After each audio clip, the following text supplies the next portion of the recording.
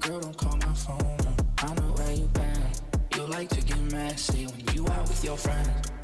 I'm not scared to say that I'm insecure, but you're too scared to say that you want more. Girl, don't call my phone.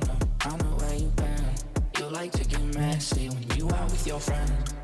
I'm not scared to say that I'm insecure, but you're too scared to say that you want more. You don't gotta tell me I'm the truth, I already knew. Pull up in a Bentley coupe, finna cop it too. You don't gotta tell me I'm the truth, I already knew. Pull up in a Bentley coupe, finna cop it too. You don't gotta tell me I'm the truth, I already knew. Pull up in a Bentley coupe, finna cop it too. You don't gotta tell me I'm the truth, I already knew. Pull up in a Bentley coupe, finna cop it too.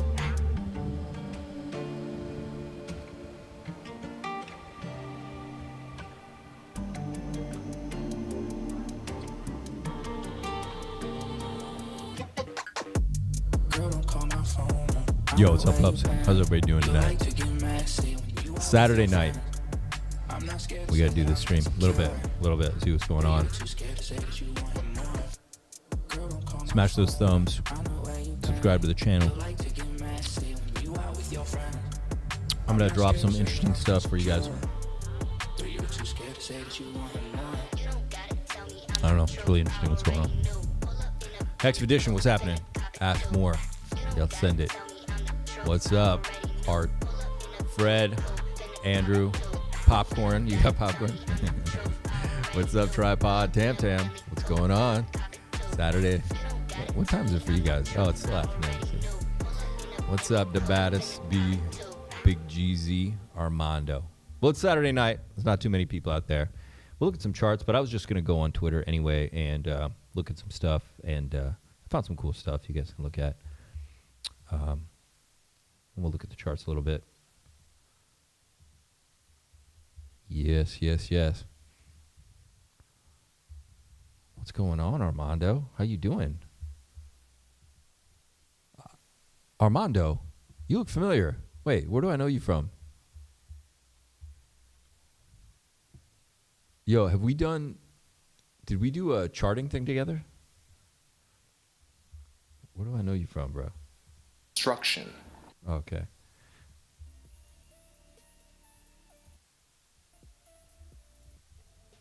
Let's go. What's up, Charmed? Yeah, good to see you guys. It was Saturday night, man. I just thought I would stream because I kind of wanted to. There's a lot of things I want to talk about, actually. I'm not going to start talking about them on this stream, though. Look at some news, and then we'll look at some of these charts really quick. We don't need to go on forever. But here's some NWO stuff. This is Dr. Sherry, 10 penny.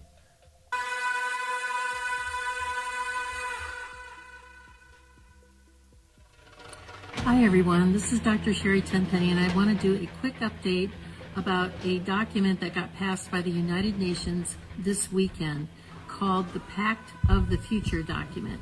It's two parts, one on science and technology and one about the youth and future generations. Yo, Mark Zuckerberg, it is quite egregious, and it was done by a procedure called the silence procedure, which makes it a pact. And if no one objected, it is automatically adopted and put into the record as being completely adopted. This is the World Health Organization's runaround, or end around. Since they were not able to get the World Health Organization treaty passed, they decided to take it to the General Assembly. And it is even more egregious than what the World Health Organization was wanting to get passed. Let me just read you something really quickly about what is inside of this pact that is now being accepted by 193 nations around the world and equally open-armed accepted by our current administration. Everyone, it says that this is the power structure, fully digital and maximized for the control of the masses. Everyone will be expected to have a biometric digital ID that marks them not just as citizens of an individual country, but as a global citizen. So anytime you hear global citizen or anytime you hear sustainability, think that this is an egregious thing that's happening at the level of the World Health Organization and the United Nations. Anyone that has a dissonant opinion will be labeled as misinformation, disinformation, or malinformation and memory hold. Perpetrators for unapproved information will be fact-checked and punished by the system, which will be operated and enforced by artificial intelligence. Punishments will include being locked out of one's bank account, being unable to make certain purchases, unable to get on an airplane, on a subway, drive on public roads. This is the future, according to the world's self-appointed overlords at the United Nations. These are unelected bureaucrats that are making decisions about our country, our sovereignty around the world. Yeah, so that's interesting. That's sick. What the fuck did I do?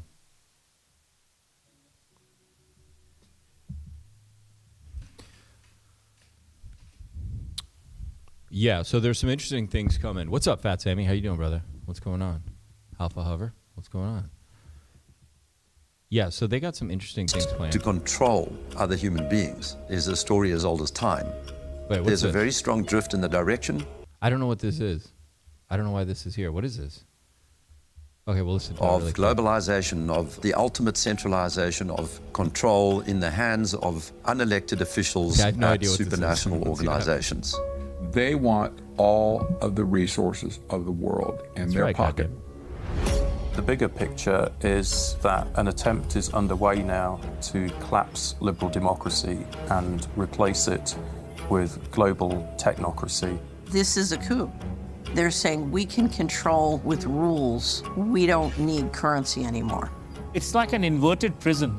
You are supposedly free to roam about, but everything you want to access is behind lock and key. The potential for social control is gigantic and potentially irreversible. They plan to commandeer land, reduce farming, and radically change the food we eat, transform the supply of electricity, and then dictate how we use it, and replace currency with a system of credits. All three strategies are built on the premise of a climate crisis caused by carbon dioxide. I do not think there's a climate crisis, and I base that on all the evidence and the climate data sets that we build to answer questions just like that. All right. Whatever. Yeah, so it's really interesting. I think she summed it up really well in this. I think Fat Sammy was talking about some of this stuff too, actually, and he was posting some stuff recently. Look, they're going to launch their CBDCs soon, and they got to get everybody on board by hook or by crook. So I'm assuming something interesting is coming around the corner for them to help precipitate this matter. Now, the last Shemitah cycle was 2020, 2021. The next Shemitah cycle is going to be 2027, 2028. You guys that have been following my channel for the last 2 years, you've heard me say a million times that 2027, 2028 is going to be the big, enormous, fucking insane bull run. All right, that's going to be the big one. All right, 2027. Hopefully we're still going to get a nice, juicy one now, but the big one is going to be in the Shemitah year, as it always is. I don't need to look at financials to understand that. I understand cycles, and I understand how the elites work, and that's how it's just going to work. Because cycles play out, that's just how it works, man. And that'll also line up well with a lot of other cycles, right? Some of you guys like looking at business cycles. Some of you guys looking at this, that. I don't need to look at any of that. I just know the Shemitah cycles, and it's 2027, 2028. And that's when all the stops are going to be pulled, and it's going to be absolutely insane. And between now and then, these people are going to have their thing in order, whatever it is they're going to do. Now, I think they have pretty much full control of the media. They've gotten full control of all the religious groups. I think TikTok just got taken by Oracle, is it, I think, right? Oracle. So my theory was in 2019, 2018, in like my friend circle, was that America would go into a type of bubble, like a news bubble, where America would have their own news and the rest of the world would just have their own, we'd have our own news, but like a Truman Show, like a big Truman Show or something, right?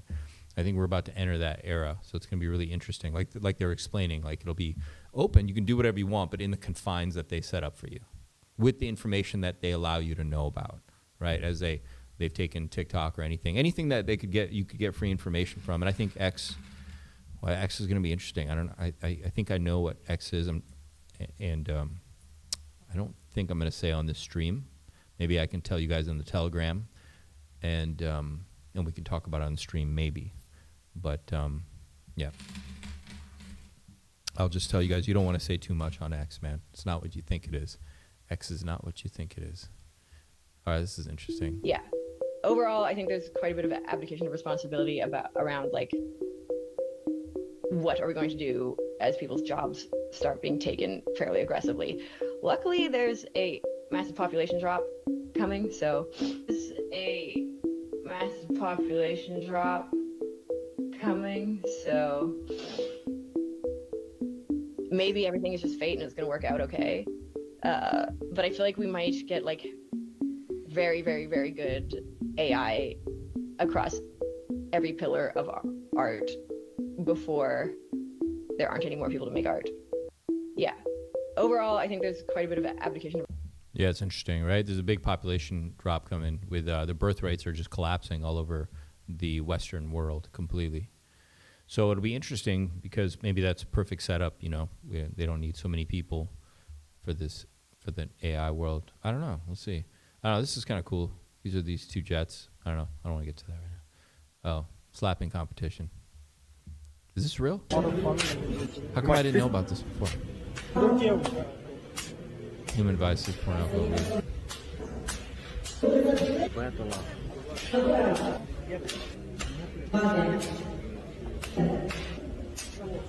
Yeah, Fat, you want to jump on? Okay. I'll drop the link in the Telegram. Hang on.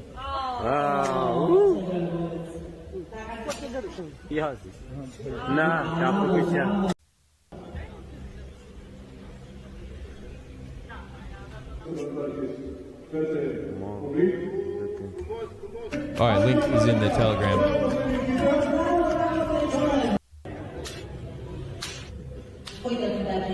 This is awesome. This is real? What? What? Where does this happen?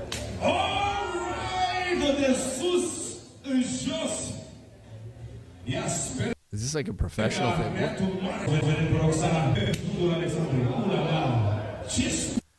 Fat Sammy, it's at St. Wolf Vision. It's at the top of the screen, bro. It's at the top, all the telegrams. Well, this is interesting. Oh, okay, this is the other one. Oh, it's better than this one. This one's too violent. Jesus. The woman, like, died. Watch. That's wrong. That's wrong. This whole feed is just going to be destroyed now. Half-naked women. All right. Mr. Sammy, what's going on, bro? Hang on, let's get you. Yeah, let's get you in. Yeah, let's get you in. Yeah, I can hear you. I can hear you. All right.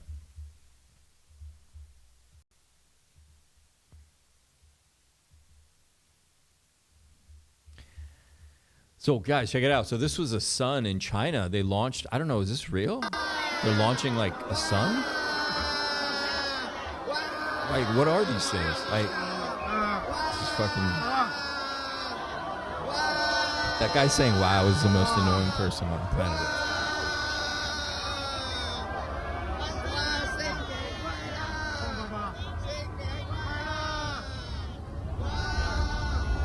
What the fuck is this thing? It's beautiful, whatever it is.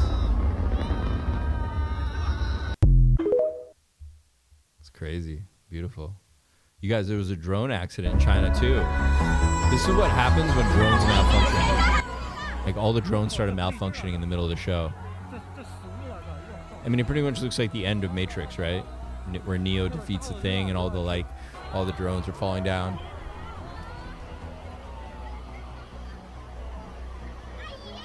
You are live. Look at this thing. It falls apart like there's some tech. It's beautiful to look at. I mean, it's kind of surreal. What happens is they start crashing into each other. And they start... Forest fires are going on. I mean, it's really something else. Here's another angle. Jeez, this is like it's falling over a village. Imagine all these drones just falling out of the sky.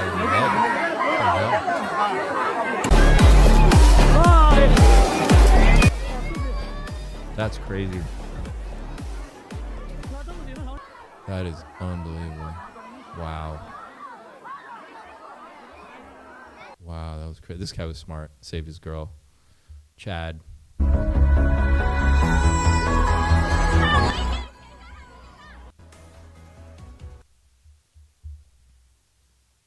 Crazy. That's crazy looking. We're in the... All right. Let's just go look at some... Where's Mr. Sammy? Sammy, we lost you. Yeah, let me rejoin. My camera's playing up. I'm back in a second. Your camera's flaring up. All right, come on back. Breakout, ready. Consolidation breakout. But we got some kind of bottoming. Okay, let's see this. Okay, let's just browsing what's in my Twitter feed. Okay, so this is my For You page. So let's see what this guy says. This is CNBC is doing TNBTC. Let's take a look. Action here because we are seeing that similar kind of consolidation breakout, but we got some kind of bottoming patterns of developing each time the consolidation happens. That's right. So as we can tell here, it's a very clear bullish pattern. Now, the only difference between this one so far and the previous two is we haven't got the full extension yet. Now, there's a very important point here, is that the timing of when these breakouts occurred, which are at the very beginning stages of the fourth quarter, 2023, 2024, so here we are again right now. That's because there's been positive seasonality for Bitcoin over its history, over the last 10 years of nine. In the fourth quarter, especially. In the fourth quarter, especially October. This is here we are now. We know Bitcoin's already up a good amount, so I think this has ability to eventually take advantage of this and much higher.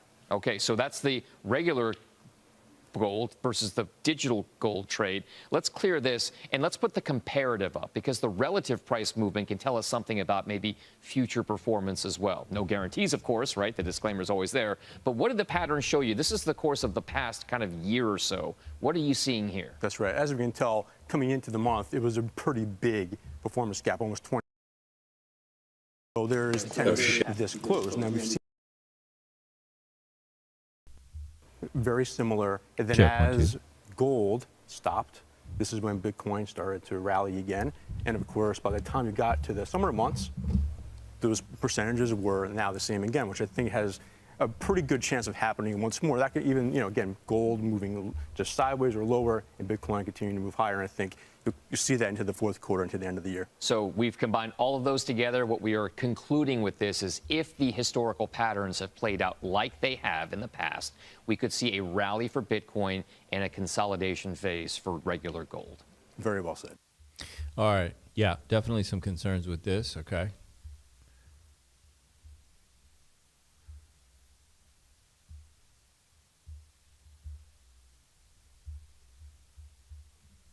The way they were talking about it was hilarious.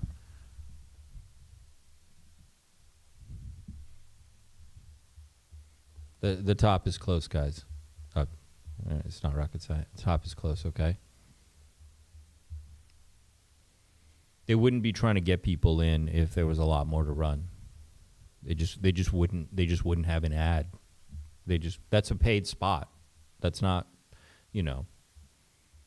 that's time that could go to a commercial or to a sponsor. So that's a valuable segment, right?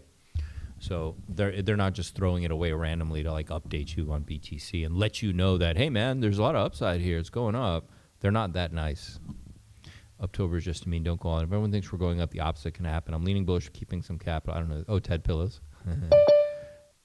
Pickles on a cheeseburger. Pickles always belong on a sandwich or a burger. All right, don't buy into this bullshit. This fucking chef, what an idiot. He's got way too much cheese on there. First of all, Sammy, what's going on? We're talking about the real important stuff right now, Sammy. Oh yeah, can you hear me? Okay. Yeah, it's Saturday night. Nice. We do whatever we want on Saturday nights, man. We do whatever the fuck we want. Chill vibe tonight, right? Yeah, it's fucking cheeseburger Saturdays, okay? So no, I'm not hearting this. You're a retard.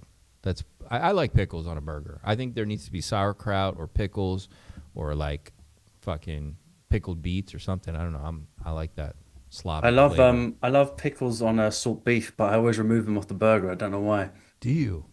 Oh, you're in that camp. Oh, you're in that camp. Okay. Now I know where we stand. Bitcoin is the 7th largest asset in the world. That's good. What's this? KR says, what's he talking about? Hex? E-Hex? 0 buys, 0 sells. That's kind of a good sign, probably, actually. Oh, that's funny. Crypto Twitter what's this? Crypto Bird, what's this all about? We are going to the promised lands, Valhalla. This is it. The pumps are here. Valhalla, gospel, Jesus will be proud of you for holding your crypto. Your children's children will remember your name. So ladies and gentlemen, a toast, because we holders are the new wealthy elite.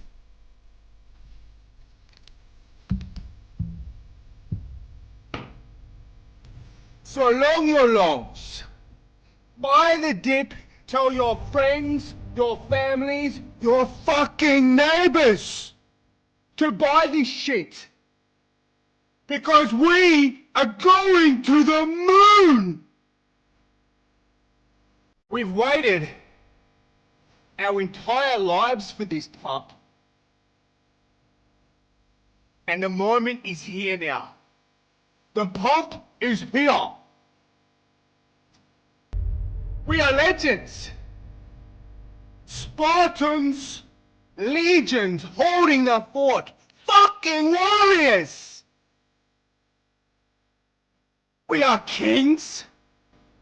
We are queens. And we're fucking bonds.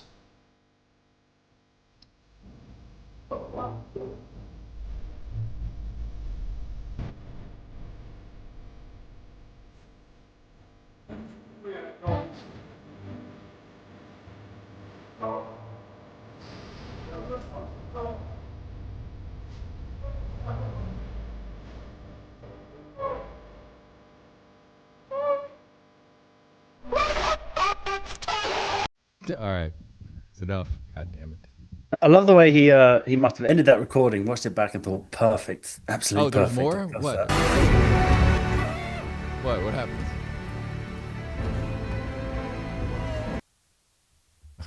Oh man, that's something.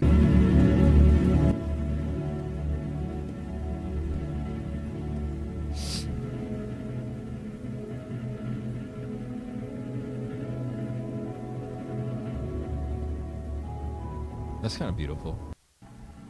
That's kind of beautiful.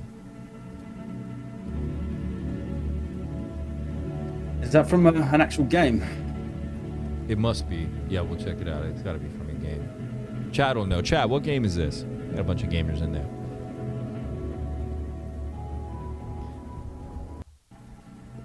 That's right.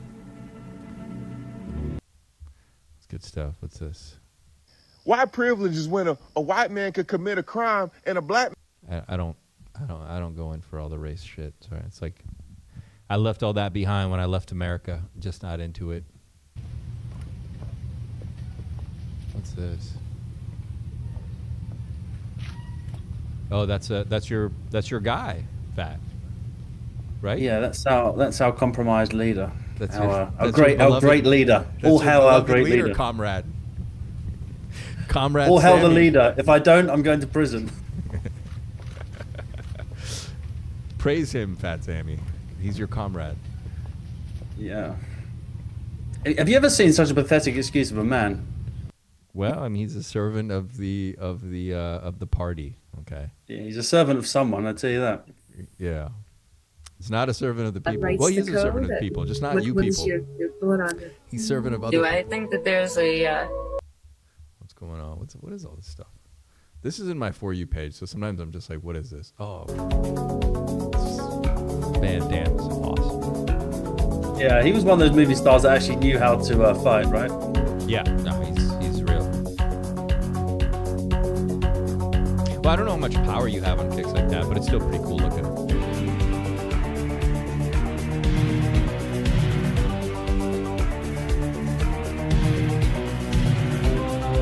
Yeah, I mean, actually, if you caught somebody with it would damage them. No doubt about it. I remember going to the gym a long time ago in my early 20s, and there was a kickboxer there, and he was just messing around with his mate, and he was a very tall guy, and he just as a greeting, they came up to each other, and he just raised his leg up to the guy's chin like an inch away, so fast. And I think with any sort of kicks, there's like a bell curve, right? And it's like never throw a kick in a fight unless you're like really good. And if you're really good, it can be deadly. But I think a lot of people aren't fast. It's just the a way really bad Van idea. Damme was like moving his foot and grounding it with his other leg. You know, if he like hit you in the head, you would just go down, dude. You would be down.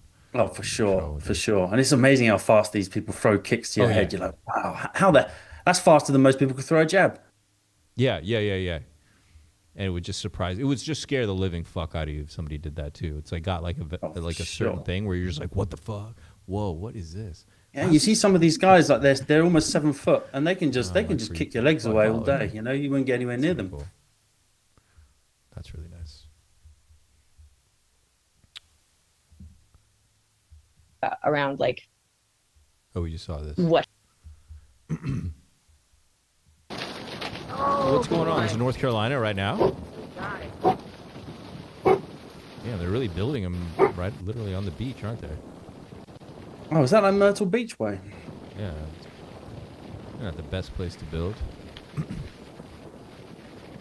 I tell you what, man, that's a really sought after area, though, right? There's some really expensive properties around there, and a lot of rich people go down there from New York and all that. There was. Chance of being born in India was 17.9. I don't understand. Oh, the world's tallest bridge opened. This is crazy. That's a restaurant up there. Where is this? China or something? Yeah, It's got to be China, right?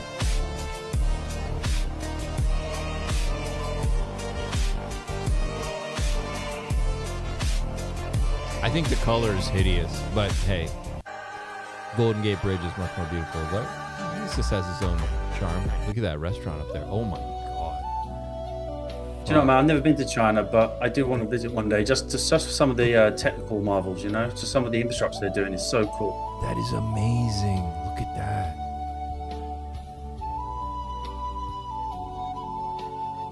Well, they've been so focused on building the last 20 years. They haven't been fucking around like we have, or the West has, so to speak. Yeah, exactly. One of the advantages of a dictatorship. Japan's having issues with Islam. You think history would be a good teacher to people? They would like understand, but no, nobody wants to learn history. No one's interested these days. Well, you know what? They make it so boring at school. They don't teach you the fun stuff that most people just get bored of it and don't realize all the cool stuff in history. That's right. This is a very historic yoga position. We're all going to make it. We're going to look at some charts. Before we do, we'll look at this. A little breather. How's everybody doing? So reach forth with your hand, smash the like button. It's Saturday after all. Might as well smash it. If it's Saturday and you guys are watching a show and charts are involved, you should smash the like button. Absolutely. Monkeys, we got monkeys and ducks eating watermelons. Doesn't get better than this. This is actually pretty soothing. That's actually pretty soothing, I'm not gonna lie. It's like the sound of the little ducks. What is this? Satoshi Nakamoto's daughter? Okay, that's enough of this shit. Netflix original, Tranbo.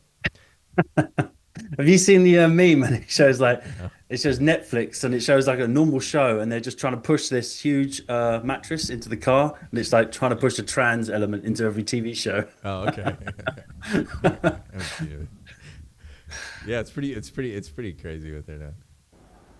Don't want to do this anymore. He's tired of it. He's exhausted. He don't want to do it no more. There's no aura anymore. He's all gone. He was just pure aura. Now look at him. He's just like at little trade shows. Is that the kid that was going viral a few years ago? Yeah. Now he's just at trade shows and stuff, hired for a couple bucks, just fucking. And I bet his parents spend all that money. He doesn't see a dime of it when he grows up. This poor kid, man. Yo, what's up, Bright Light? Bidets, we got their Schillers back in. I'm like, what? Who's pumping? Who's this guy? Oh yeah, this guy. The psyops are real, man. Psyops are real. So the government's shut down, okay? pulsechain's not shut down. The government is shut down, which means we're not going to get economic data. Okay, let's get into the charts. Let's get into some stuff here. We need to talk about this. Did I see anything else important here? Yeah, this is kind of cool, but maybe we'll come back to it. Okay, so we need to understand that there's no way to get a lot of the important data that is needed, which I have no doubt is somehow by design. Not only that, but NASA is conveniently not working correctly right now either. And there's a meteor or comet hurtling toward the Earth. So I'm going to give you my dark prophecy or my dark tinfoil hat craziness. So put on your tinfoil hats. Put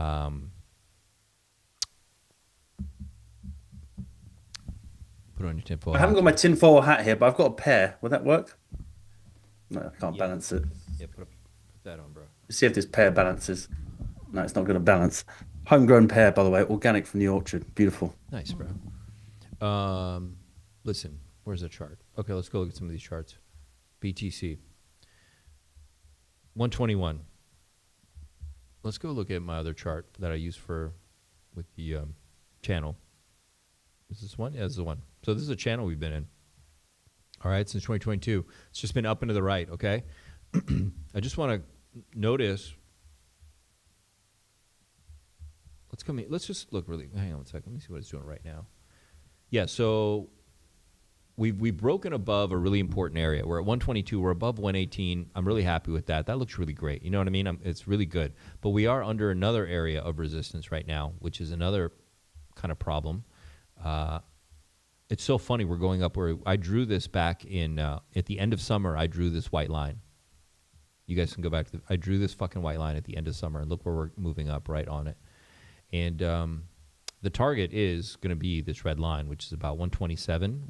Let's say 127, and then hopefully we come back, retest, and continue to 150-ish, which would be the middle of this blue channel. But here's my concerns.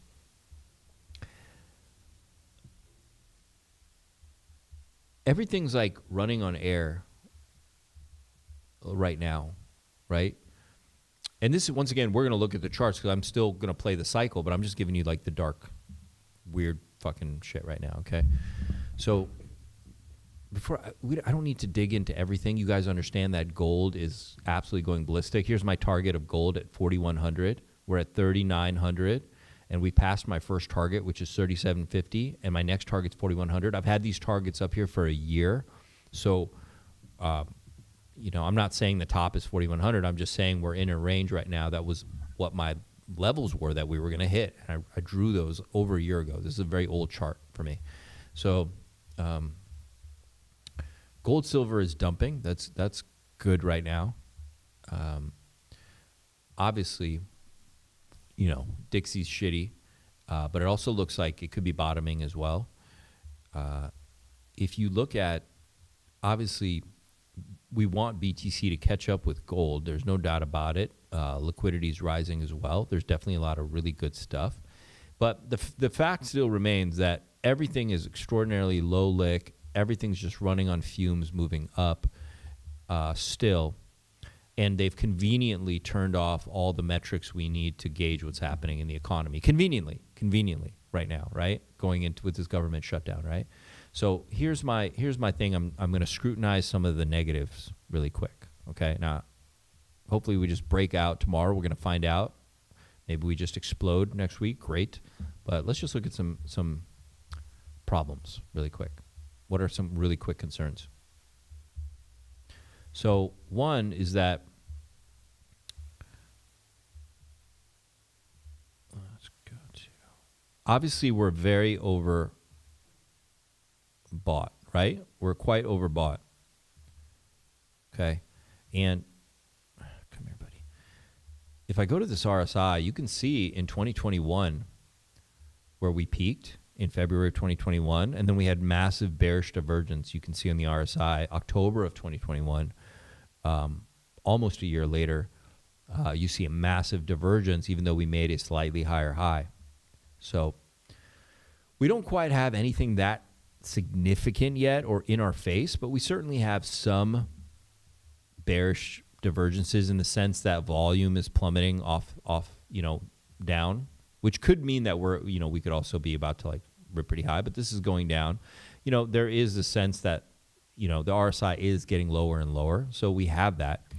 But my main thing is that everyone's relying on all these indicators. And I've had talks back in 2022, 2023, all the way back with like really big established TradFi people. And I remember us having conversations. One was that ETH was going to be crushed this cycle. And you guys have heard me, many who've been with me have heard me talk about my ETH theory going way back, that I was told, by somebody quite big up, they were going to crush ETH. And they did. They crushed ETH and alts for a very long time. So that was correct.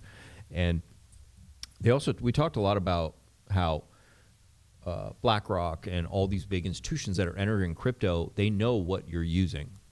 They know that there's a bunch of fucking Bitcoiners puttering around with a fucking, pi cycle top indicator on a rainbow chart, and then they're cocking another hand like they fucking have some edge on the market. It's like, bro, they know what you're using. They know you're using it. You know what I mean? It's like when Arnold Schwarzenegger figured out that the Terminator or the Predator could see the heat and he covered himself in mud. Do you understand? Once you know the indicator, the gig's up, bro.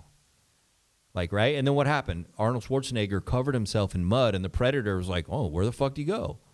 It's the same thing I think is going on here. I think that the top is going to arrive, and none of the indicators are going to work, okay? Because there's just too many things that are just nonsensical right now, completely nonsensical. And with this whole government shutdown and conveniently a ton of information pulled, and they have full control now of TikTok and a bunch of other stuff, I'm thinking that there's some more of a bigger thing at play here than we realize, Now, hopefully we still get enough time and get a big leg up, of course. You can have a major altcoin season in 6 weeks, guys. It's not a big deal. I'm just pointing out some of this stuff because, well, the government shutdown happened, and it kind of made me look at things a little bit again and think, it feels like somebody's playing chess on us right now, okay? And they passed all this all this new stuff's coming up. They're about to do something. Okay, now, are they going to do it next week, or do we still have 2 months? Are they going to wait 2, 3, 4 months? That's the question, right? Like, that's a tough one. That's a tough one, right? But definitely some concerns. I will say that I don't think any of our indicators are going to fire. I just don't think they will, and I'm not going to rely on those. I think that whatever they're going to do is probably going to be sudden and unpredictable, whatever it's going to be. There's no fucking way. Everyone's like, oh, it's going to be Q2 and Q1, or we're going to go till November. It's like, dude, these people, who fucking knows, man? It could literally be 2 weeks left on this fucking thing. We don't know. But there has to be a surprise here. That would make a lot of sense to me. Stuff's just like hanging out really hardcore. And what was my other concern? I had something else. Oh yeah. So here's the really dark part. You guys want to hear the dark part? Okay, smash the like button. Let's make sure there's not too many. Hold on a minute, that wasn't the dark part? Yeah, that's just the bearish side of things. That's possible. So the dark part is that this NASA thing about them conveniently unable to give us any information about this asteroid anymore. Okay? And I know that, I go down a lot of rabbit holes for a long year, and we can go back to Von Braun from NASA talking about the alien invasion and the meteors and all this stuff. And he even said, he's like, they're going to use meteors and then they're going to use aliens and all this nutty stuff. Well, guess what? There's a comet hurtling toward Earth, and NASA's conveniently stopped giving us updates as it just passed Mars. Guys, this is sketchy as heck. They could just literally launch the, like, look, this is the dark shit. I think they could just launch missiles at random places and say it's comets or meteors, little fragments hitting the Earth. They could do anything to like spark up a lot of problems, right? In order. What's interesting as well is, as you mentioned, that comment and the current timing of the government shutdown is, if anyone's been tracking that comment, there's a very short window where it goes past Mars, as you say, and it gets the perfect view from Earth to it before it kind of disappears. So it's very strange timing, as you say, for it to be not observable through data. Yeah. So so maybe there's something planned, man. Maybe there's something really weird because once again, and I'm triangulating this. I'm getting confluence with my knowledge of Werner von Braun because I haven't read him recently, but I used to research him like back 10, 15 years ago, man, when I was really into this, really learning about all this stuff. And he even said that they were going to use. I think he said comets or meteors, and then they would switch to an alien invasion theme. He wrote this in the 60s that this is how we're going to do all this. We've got a guest coming on next week who's a bit of an expert in this stuff, and he said apparently there's a lot of comets following this thing. Yes. Loads of smaller comets. Yeah. Have you seen that? Well, I didn't know about that. What it is when you have something of this size, let's say it is real or they're exaggerating, it doesn't matter. The point is it has a massive gravitational force and it's moving at extraordinarily high velocity, and it can warp space-time around it to pull in other little fragments. And these little fragments could just be a couple meters, but that's enough to hit Earth or anywhere and cause some serious damage, right? And it doesn't mean that this object's hurtling, but it can launch other things toward us, or it can change the trajectory of things that are already out there and start moving them toward us. And once again, it may not do it, but that's a great cover for the government to use to launch their own PSYOP or false flag. Operation Bluebeam, right? Yeah, exactly, man. So the timing is really surreal, and now we have no data come in, no information, conveniently right into October, right as CNBC is pitching Bitcoin to everybody. So, yeah, I mean, there's concerns, right? There's definitely concerns now and all this. Cartoons for the public. And what's interesting about that comment is not only the shape, right? So it's obviously a long, oblong shape. Yeah. But also is the speed that it's going. They're saying it's got more acceleration than a comet would have, right? Which is interesting. Yeah, it's very fast. It's 33 tons. Yeah, no, this is all a storyline. This is all something. Something's up, man. Something's up. And just one more thing about it is like someone did say if it was, let's say, an alien, produced thing, it wasn't a natural element. They were saying if it was like, let's say, a tool to observe the Earth, it perhaps wouldn't have gone on that trajectory because the window it does get of the Earth is very small.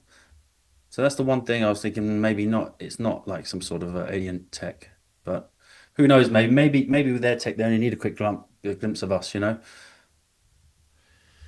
So, ideally, they've made it really look like we're here, and we could be. I mean, the idea is that we have some kind of euphoric wave up, and that would be our alt season. That is kind of the idea thinking here, that we have one last push up to 150K. 200K, 250K. I mean, if you look at my blue channel here, it's still in the cards.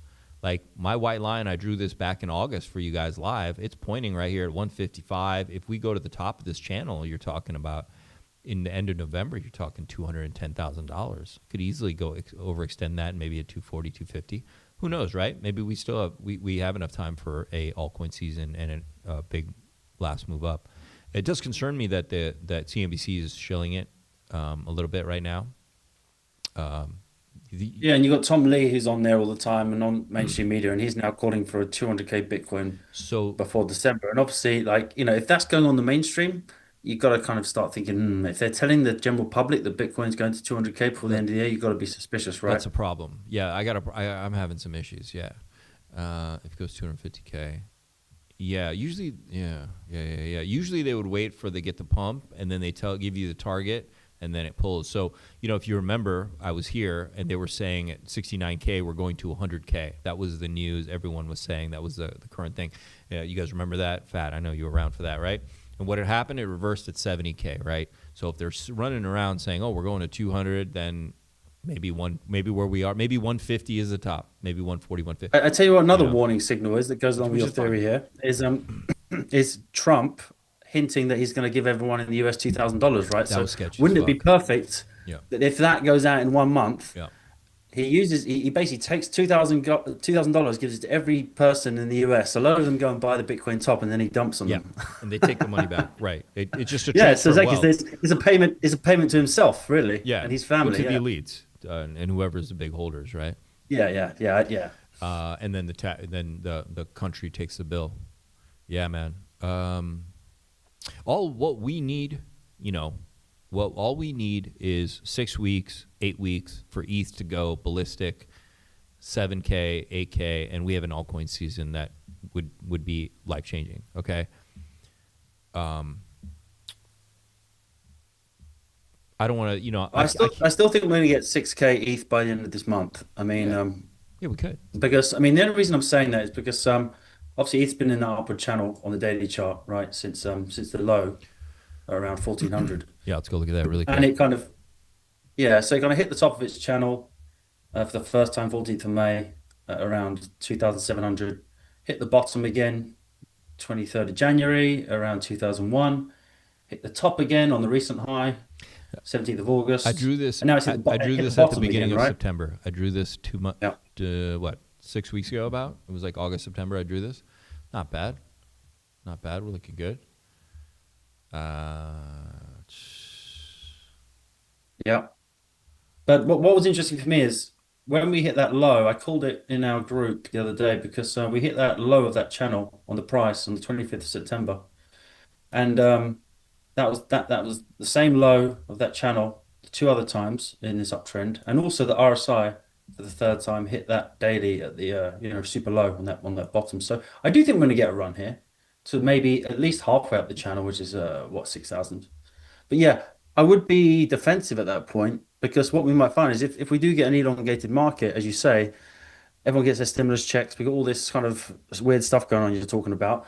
They might dump it really hard, wash everyone out who's over leveraged, and then you might see a resurgence. You might see it look like it's dead for November, December, and then maybe you might see something next year, But I think there's going to be some fuckery. So yeah, everyone is talking about the cycle going into Q1 or Q2 of 2026. You have everybody talking about that now. It's an extended cycle. So, yeah, that would be cool, but it's a little too convenient that everyone's talking about that now. One thing is everyone's thinking, CryptoLift says everyone's ending in 30 to 90 days. Maybe 1% of people are thinking, CryptoLifts, everybody is talking about an extended cycle. If you've ever been in crypto in a cycle, when you get to this phase of the cycle, everybody starts talking about extended cycles. It was the same in 2021. It was the same in 2018. It's the same all the time. Yeah. As soon as we got to... I mean, the only thing sometimes you got to consider, though, is like when we say everyone, I think because we're like so into crypto, because we're around people that also are educated, sometimes we think it's a common idea. We But talk about the pundits, so the big pundits. So you have the big pundits, and the big pundit who I think works for the big boys is Raoul Paul. And his job is to get people off sides. And you hear me in the Telegram talk a lot about off sides. So a lot of market making is to get people off sides. That's how market making works, okay? So there's not an infinite amount of money chasing any asset. So you need people in the wrong position, and then you need them to chase because there were offsides. You need this to happen, okay? Yeah, chase the losses. Yeah, so Raoul Paul, I think, as an insider, his job is to get the public offsides. So Raoul Paul is talking about, this extended cycle, and it's a 5-year cycle instead of a 4-year cycle. I don't think I'm buying it. And, I've talked about it that it could be possible, but the way things are going, I'm thinking that I'm actually more siding now to the fact that maybe we get cut short rather than we go longer, possibly. Mm. And yeah, I mean, I think that's the wise way to do it. I've been saying to my friends, you have to operate under the even if you're speculating about an elongated cycle, or you're speculating about the other option where we kind of do get elongated, but we have a huge, massive correction coming up. You've got to operate and take profits in the next pump because you have to get defensive, right? You have to get defensive. You have to operate as if it's not going to change. You can't just be sitting there because it's the same rubbish when they tell you, oh, Bitcoin's going to 1 million. Yeah, sure, eventually, not this cycle. What, are you crazy? And you're seeing all these aggressive predictions. I think you're right. You've got to play defensive, take each week as it comes, and just make sure you're taking profits and keeping some stables there.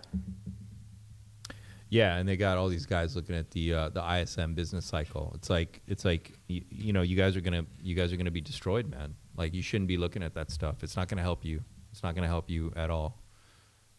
Another big fake piece of data which was going around is everyone was looking at this total 2, or was it total 3 breaking out. I think it was total 2 that was breaking out, right? A few weeks ago. and everyone was calling the yeah, you see where it was trying to break out. Everyone was trying to, yeah, see that? Everyone was trying to say, oh, altcoin season started. It was breaking out the first time it kind of was about to test there before. But what people don't realize is this counts all the stable money coming in the market, all the stable tokens coming in the market. So all the stable tokens coming in their billions has overinflated this chart, you know? So it's kind of got a lot of people trapped. Wait. Going too early, calling this altcoin season.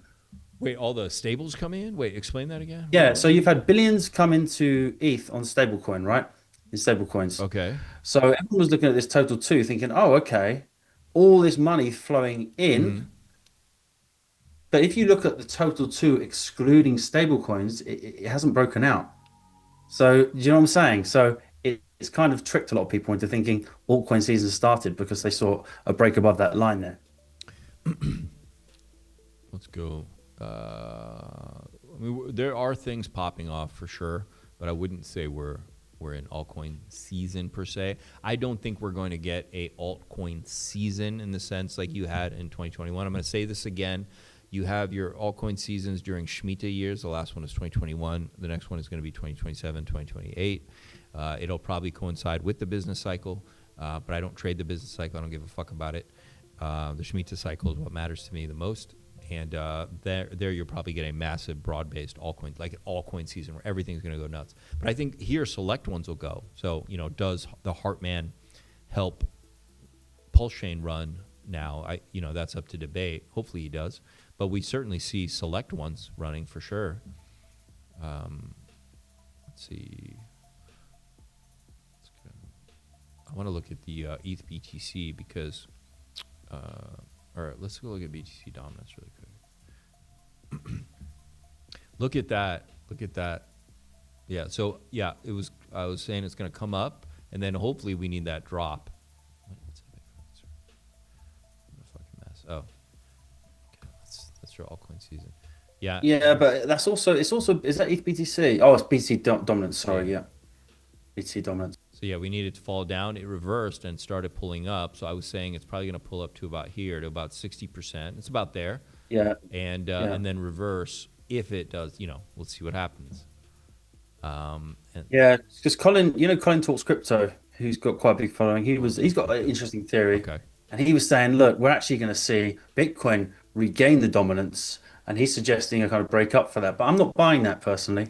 Again, that flows too much into this kind of super cycle theory, because obviously we're still in a bearish format here with that chart.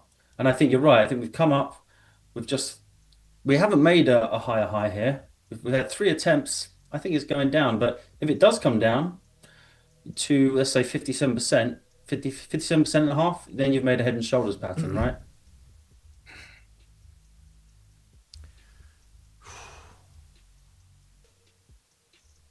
I think that it's going to be tough to, just look at the charts and make sense of what's going on at this point. I think we're getting quite detached from reality, and we have to be prepared. Let's see, what's this at? Oh, is that the top in for Meta? Yeah, I'd say. It looks like it, doesn't it? Yeah, that looks bearish to me. Okay, let's see. Let me see the 12-hour here. Yeah, you've already got your V-shaped recovery there. Okay, I'm gonna go with that. You've had a double top. You've broken your trend line. Yeah, it looks like they want to make a low. Then looks like they want to make a higher low there. Yeah, we've already got the retest. So this is a big deal, man.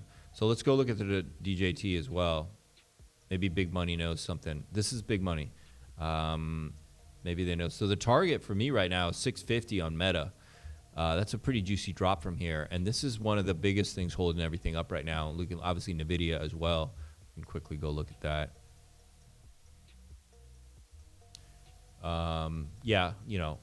This is about this. You never know with this, but I mean, I definitely don't necessarily like what I'm seeing right now. So... Okay, I want to see. Obviously, these tech stocks have been your best ROI value pretty much on the stock market. I made a lot of money in Meta. I'm glad I didn't go all in on Did you? crypto. Yeah, this was a good run for me. I'm just really grateful I didn't go all in crypto. Yeah, and do you know what? And you were better off being in some of these tech stocks than you were in. Have a look at the Russell 2000, because that's an interesting one. That's the one I follow the most, because obviously that is the biggest kind of companies outside the S&P, and that's kind of mostly tech, small startup tech companies. Okay, we'll go look at that in a second. That's just making all-time highs for the first time, despite some of these pullbacks we're seeing on some of these. So that means it's like altcoin season in the stock market. Okay, that means we're close. We're close to the end. I mean, pretty much. You're right. Yeah, I'm not gonna lie to you guys. It's fucking this way it is. So look, DJT is looking bad.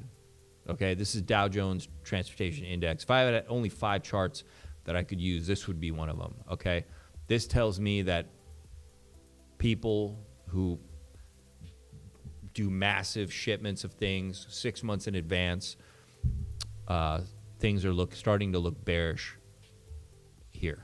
Okay, get rid of that. This looks like a Head and Shoulders. This looks like, I think I already measured this. I fucking measured this. And we've been following this one for a long time. All right. Yeah, that sounds about right. So it looks like this looks like a drop is about to come. Okay. This is not that good looking of an RSI right now either. We're getting so much mixed information. It's crazy. They did such a good job making it impossible to understand what's happening. They got everybody turned around. Let's see. You've also got USDT dominance now, actually, even though USDT dominance has been falling, on the daily chart since 22nd of June. Sorry, June 2022. This looks like it's you've about actually to got some collapse support too. coming in here now. Absolutely looks like Yeah, it. but you've actually got some historical support coming in on that trend line you've got there. Yeah, you see that. I already have the trend line. Yeah, so it's at an area of major support right now. So yeah, can it break it and go lower into an altcoin season? For sure, but it absolutely could pop from here big time, just like it's done before in the past. So this is the big one here. Yeah. So yeah, obviously this can happen, and we can do this. Like, without a doubt, we can do that. That could happen. Fuck. Actually, it does. And also, right, another case for short-term bearishness is like pretty much everyone and their dog went long for the Q4 trade, didn't they? Yeah, look at this, bro. Look at the MACD on the USDT. Does that look like it's going to go a lot lower, or it looks like it might just reverse brutally pretty soon? This is a 2-month chart. Man, this looks like it could reverse anytime, couldn't it? As you say, though, this is a lagging. USDT is kind of lagging, really. I don't think we're going to be able to tell much, as you're saying, from a lot of these charts. We're kind of scrolling through them all, looking for an edge here. The biggest edge we have is the Russell 2000 making a high, which is reassuring. Bitcoin is showing a lot of strength. I do think we still will get an all-time high next week. Would I sign my mother's life? Everyone's been excited about the Russell. Yeah, no doubt about it. Yeah. It's looking good. I'm still bullish on Ethereum in the short term. Okay. But yes, do we get a possible big correction this year? I would say yes, very possible. Very possible, as you're saying. But I'm still bullish in the short term, to be honest with you. I am. What if instead Pumptober? What if instead the biggest rug pull ever? Yeah, that's what I'm saying. That's another thing. Like, they're advertising. It's a lot of these convenient things are happening right now with, whatever. We're not getting information, and the media, and fucking, they took over TikTok. They took over all these news channels, Turning Point. Everything's been taken over conveniently in September. And now we're going into Pumptober. CNBC's like, hey, buy Bitcoin. October, everything's always bullish, isn't it? Yeah. You know me, man. I'm starting to get a little suspicious here. Normally, if October was going to be bullish, I would expect right now a lot of bearish news. Do you understand? I would expect a lot of like, it's over, guys. And then I would be like, hey, guys, I'm bullish. Fuck this. But right now, all I'm hearing is like CNBC, Pumptober, I'm like, oh boy, I'm getting a little worried here. Another suspicious thing as well is because obviously when we got to the end of September, it was looking like, for good market structure, we wanted Bitcoin to go and revisit 107, maybe 101, very good market structure, right? And then kind of wash out all those people that were kind of buying the Pumptober kind of meme. But we didn't see that. And then we didn't see really much happen. So usually when they try and catch you out, they pump it really aggressively, but we almost saw like a trickle up for a few weeks, allowing a lot of retail to accumulate. So yeah, it is concerning. And I think, to be honest with you, I'm not bearish, I'm not bullish. I would say I'm 60% bullish because I got a low entry. But I'd say if some of you are kind of looking at the market now and you didn't enter, let's say 5 days ago, I would be very cautious about entering the market at this point. Would you agree with that? Yeah, it's a tough call. I don't want to make calls like that right now on Saturday night. You know what I mean? But maybe tomorrow, as we get futures market, maybe we get some different reads. If Tech and Russell look really bullish, maybe we continue up, and we still have enough time to get our altcoin season in, right? But I'm starting to get I'm just getting concerned. Like you're saying, I'm still bullish, I'm still in, I'm not short, but I am concerned. I'm letting you guys know that I have concerns. And I thought Saturday would be a good night to let you guys know. I'd say it'll be a good sign is if Bitcoin is going to run. Do you remember last time Bitcoin was running about 8 weeks ago and Ethereum was running about 8 weeks ago, and we had that colossal run up? We often saw about 4 weeks in a row. Usually you wait till Monday market to open, and then you run. We were seeing Sunday afternoon European time the market start to front run the market. So I think if we don't see Sunday afternoon in European time the market start to pull up with Bitcoin, then I would be very cautious, So I think that's going to give us our earliest sign. Do we see Bitcoin run up on a Sunday afternoon, front running that market? Okay, fair enough. I'm not going to get into deep in the weeds on pulse chain charts, bro. Everything's under important lines. Ink is below an important area of support, and it is what it is. Pulse is in this consolidation zone. Nothing structurally is a big issue right now. Everything's just a little weak, okay? It's not rocket science. You can see it. This is some ugly stuff here on PulseX over here, but sometimes if things are about to pump and go nuts, if we have, let's say, a nice, juicy altcoin season right now, these are what I would expect charts to look like before they pump crazy, okay? So, it doesn't look great, but I'm also not worried because this is where things would pump from anyway. That being said, if not, then, yeah, things will break down based on what we're seeing, yeah.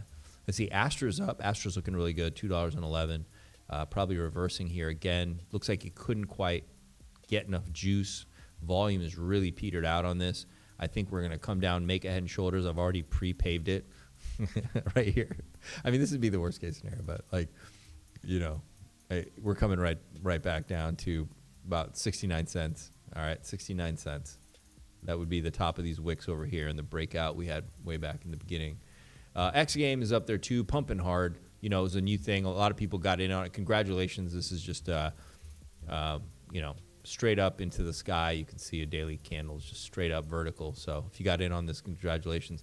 Apparently, I never even heard of this. So this has been out for a long time, apparently, called X Game. Pretty cool stuff, man. But his first project. Yeah, the only thing with X Game is no, it's not that one. I was thinking of Rome. Sorry, Rome game. Let's look at Atropa. Atropa, got weakness in the market with everything else. This is what I was hoping for. If we get altcoin season, this whips around and pops, but it is what it is right now. Just is what it is, man. Have you seen their new gas token for creating tokens on that system? I think it's called MV. Have you seen it? Yeah, I think I saw something like that. Why is it pumping finally?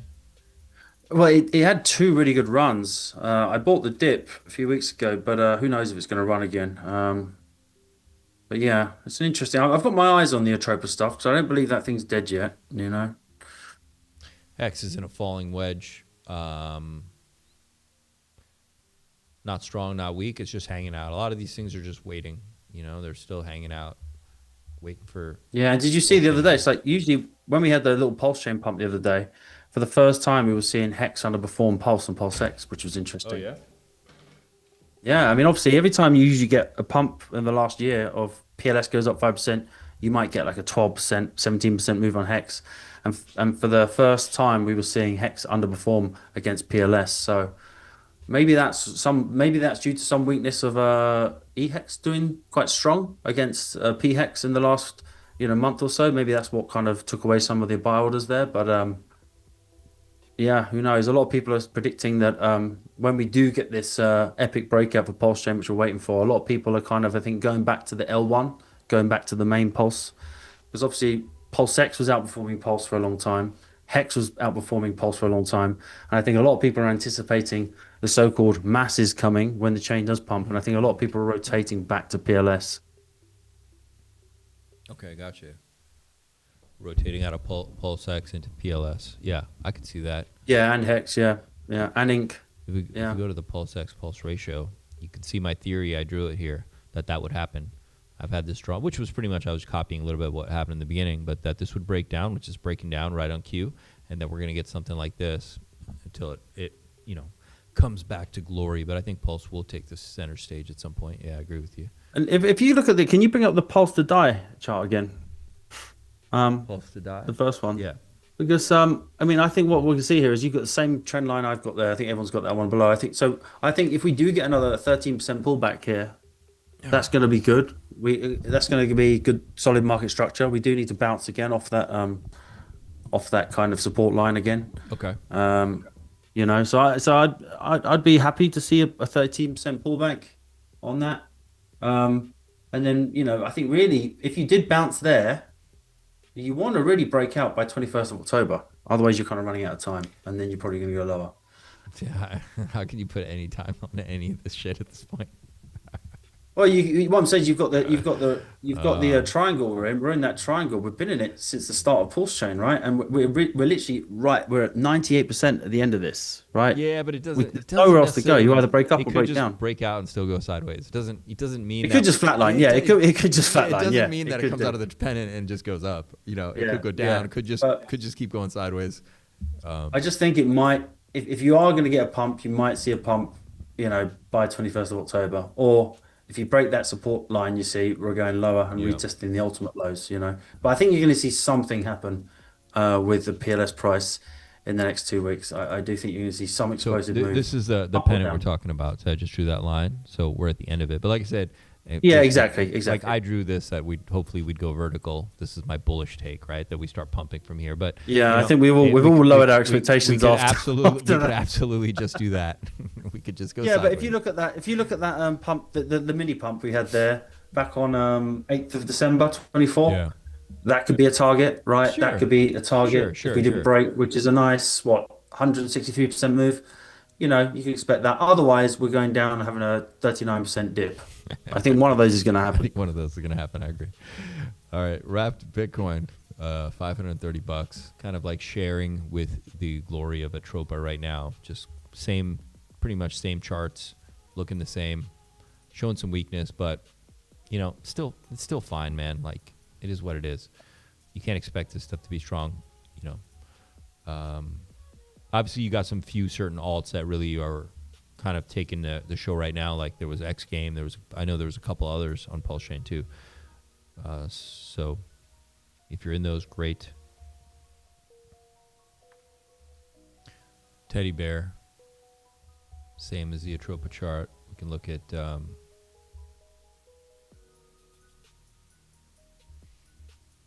tomorrow's going to be interesting. I think I'm going to try to stream again tomorrow night too.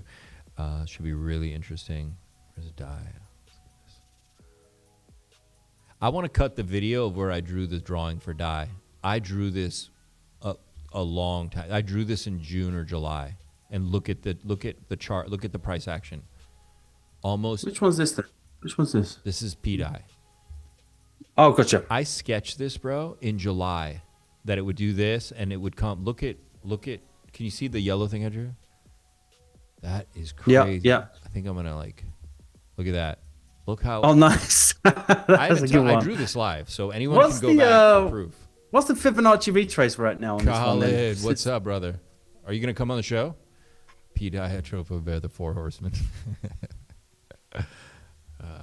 Are we on a 786 retrace on that one now? Yo, in the Telegram, there's a link, Khaled, if you want to join the stream. Wait, what'd you say, buddy? I'm just wondering what retrace we're on now on that pDAI. Is it 786 or are we gone lower? This to me looks.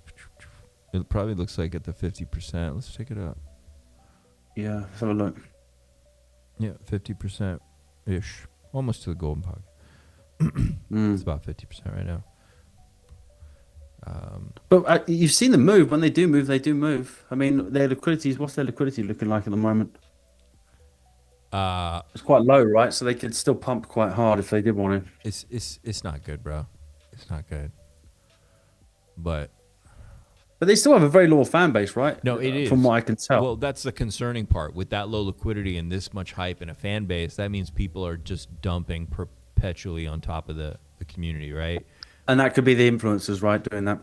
I don't know who, but it's no different than... Who knows? Well, no, not accusing anyone of anything, just speculating. I said before when it got taken over and why I kind of like backed off, I said it's the XRP of pulsechain. And you've got people just dumping in perpetuity on like innocent plebs that don't understand how shit works. And, you know, because when you see this low liquidity and there's so much hype, I look at psychology of the market. I'm like, something's wrong. I'm like, how's this possible? This should be pumping nonstop. I see Khaled's in the comments here. He says he can't come on because he's in his pajamas. But I know he's a big. I know he's probably most plugged in on this pDAI thing. So RBTC, if you want to drop some alpha in the chat about what's going on with it, it'll be interesting to hear. PLS is 5 billion. Yeah, it depends. Like when you got, like I got my pDAI in 2023. So I mean, I just hold it, right? I just like have it, like whatever. Let's see what happens, right? Pulse is 5 billion market cap and 10 million in trading volume. Fucking ghost town. It's a ghost town right now, sure.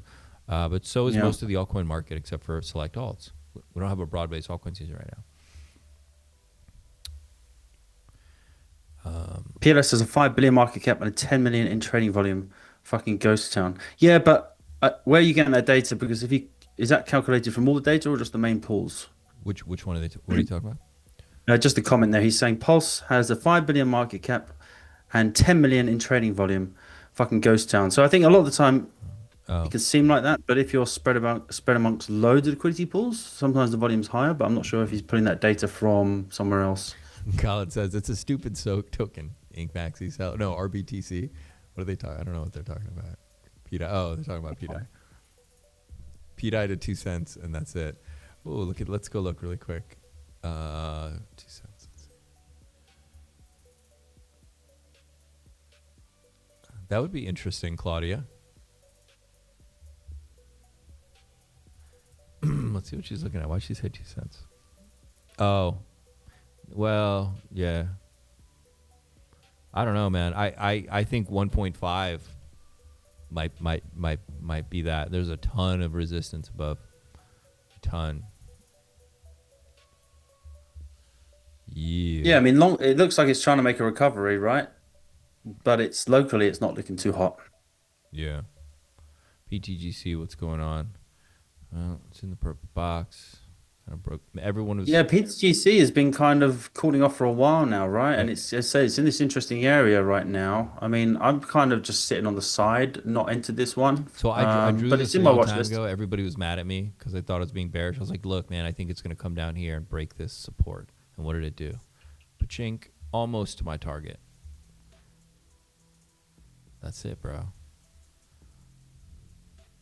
I've been doing this a long time.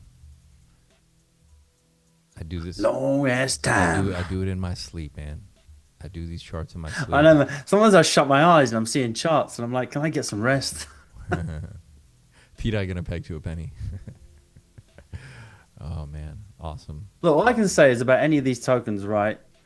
If you were a great project in the past and you still believe in it, just ignore what everyone else says, right? If you still got a core bunch of people believing in it, no one's saying you can't go and do a massive explosion. If pulsechain pumps, all these popular projects are going to pump. So pulsechain starts moving, then PTGC, pDAI, Atropa, Teddy Bear, I said PTGC, right? Yeah, all these WBTC, as Khaled was saying, the 4 horsemen, right? They're going to pump. They're just going to pump. It doesn't matter whether they're going to peg or what they're targeted. They're just going to pump like crazy. Okay, so really the key is pulse chain.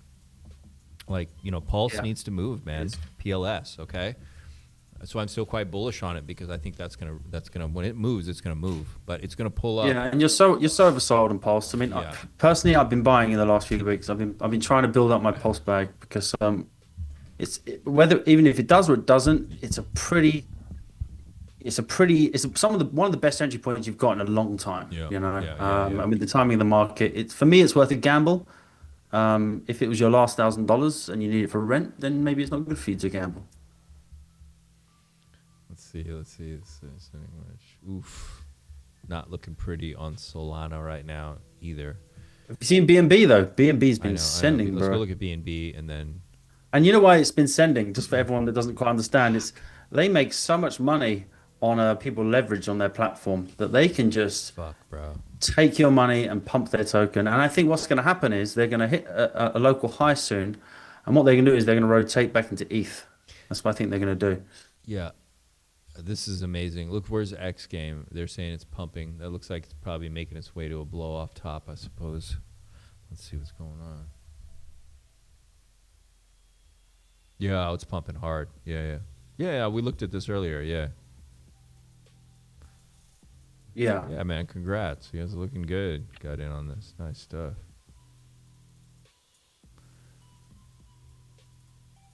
Nice. Look at that. Fucking jeez.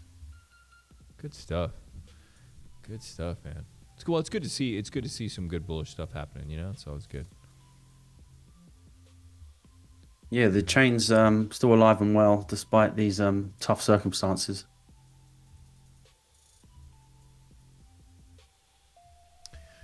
How's that Dev C? Was it Dev C? How was that token doing? Is that cooled off now? I haven't looked at that one in a while. Do you remember that one that was all over the place?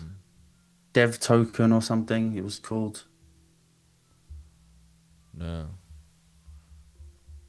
Oh, DEVC, I think it was called DEVC. They were pumping hard for a while. Oh yeah, they've retraced massively. Wow. We looked at Aster. We looked at BNB.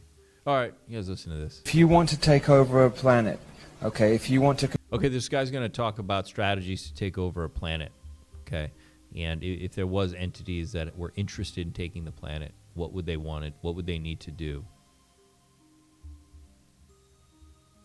If you want to take over a planet, okay, if you want to completely take over a planet, the first thing that you have to do is you have to take out the alpha males or the strong males from the planet. Because the strong alpha males protect the divine feminine. Through television and films, how they are feminizing men more and more and more. You'll see men dressed up in female clothes. The cane is a phallus or male energy. The two circles on either side are to control the male energy. This is not to empower the female in any way. This is a trick to make it look like that it's empowering the female, when in fact it is taking away the protection from the female. The feminism movement that happened in the 60s was to destroy the family unit from the inside out. If you want to take over a planet. Interesting stuff, man. Lizard people. That's right. Yep. That's right, man. Yeah. Yep. And that's what the communists did, by the way, in Russia. They entered feminism in the 50s, okay? They put the women in charge, and they got rid of the men. And you see how that worked out. Yeah, it's crazy. It's crazy.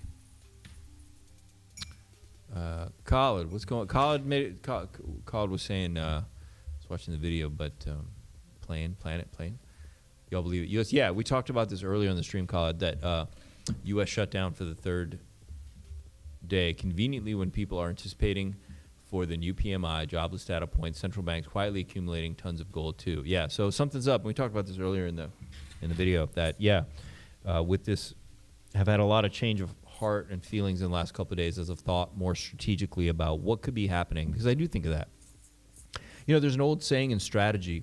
It's like if you want to understand what moves that could possibly be made on a chessboard or like in a situation, think of it from the point of view of you giving advice to somebody you don't like. So you want to take all your biases out of it, and you think, what kind of moves could these people make, right? You got to think strategically. You know, a lot of this market right now is psychology. And you know why it's psychology? Because all your metrics are broken right now. Most of your metrics are fucked, completely fucked. The whole entire stock market's held up by like a handful of fucking stocks. It's low liquidity. Everything's a disaster. What is it? The Buffett indicator's off the chart. Every indicator's off the charts. And of course now, conveniently, as Khaled was pointing out here, they have now turned off the rest of any data that you could have possibly used. So you have to play the psychology game right now. There's like, you know, it's always going to be some brilliant guy who thinks he's figured it out, you know, like every cycle. Like, I figured it out. I crunched it. No, you didn't. They didn't figure out anything. We're about to get fucking surprised here. By the way, I just had deja vu. I just had the weirdest deja vu, and you were in it. Oh, yeah? What was that? I don't know, but you were in it. Just weird deja vu, bro. I mean, it's not when we made love that time, was it? No, you had to go there. Please. Oh, by the way, can I do a quick shout out? Shout out to Al, one of the pulsechainers, who sent me this moonshine that he made. Thank you so much. And he also sent me some homegrown tobacco, loads of it. What? Which he grew in his garden. And he grew it in England in his garden, right? A lot of people don't know you can grow tobacco. So it's got no chemicals in it. It's delicious. But thank you, Al. Shout out to you, buddy. This is why I love this chain. So what are you doing? Are you smoking it, or what are you? Yeah, I'm smoking it. Yeah. It's beautiful because it's got no chemicals in it. So the only problem is you've got to be careful. You've got to make sure it doesn't get any damp in it. It can go moldy. Yeah. You know, if you're not careful. But it's really strange to smoke. It's like nothing you've smoked before. And the moonshine is 50% I've proof. A few things before. Yeah, I'm curious to try that too, man. What did he make the moonshine out of? What did he distill? I don't know actually. I didn't ask him. You didn't ask. I was expecting to get some. I'll ask him though because it's interesting. You should ask, man. Yeah. Yeah. Yeah. Do you know he aged it in some sherry casks for about a year and a half. Really? But yeah, 50% proof, and it doesn't taste like it is. I mean, I wouldn't drink it straight. You'd probably go blind. But dude, I might mix it with something. Okay, we have a pretty good chat, but man, chat, what's up? I got no moonshine, no tobacco here. Chat, come on here. I'm just saying, man, I love this chain because what other chain do you meet someone online, never met them in real life, you know, hung out with them, and they send you a load of tobacco and moonshine, you know? That's pulse chain for you. It's airdrops of all different types, you know? Some people get airdrop tablets. I'm getting airdrop moonshine and tobacco. God bless this chain.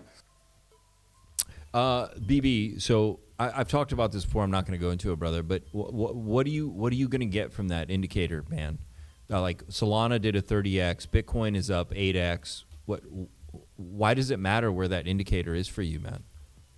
Like, you know what I mean? It shouldn't matter to you. It has no bearing on whether you're going to make money or not. None. I mean, zilch. Nothing, nada, nothing. It has nothing to do with anything. Why you guys would talk about it makes no sense to me at all whatsoever. Like, it's cool to see it. You can see the cyclical nature of liquidity. That has nothing to do with your positioning in the market, man. Like, please explain it to me if I've missed something entirely. Like I said, BNB is up, Solana's done a 30x, Bitcoin up 8x. You don't need that to be up. Now, I said it lines up with the Shemitah cycle, but my priority is more on the Shemitah cycle, and the PMI will follow that, okay? Because that goes together hand in hand with debt forgiveness. So I know that when that goes back up, I can expect a bigger and broader, liquidity, because M2V, which is velocity of money. So you've got M2, and then you have M2V, okay? And M2V is how much of that easy liquidity gets into the hands of the public. And that will tie up with the business cycle. But you, my friend, are not trying to be a fucking pleb. So stop looking at shit like that, okay? And you want to hunt for opportunities like a wolf. A wolf don't care where the fucking PMI is, okay? When we were buying a Tropa and pDAI in 2023, I didn't care the PMI was down low. Like, what does that have to do with anything? You know, people are up on X game right now.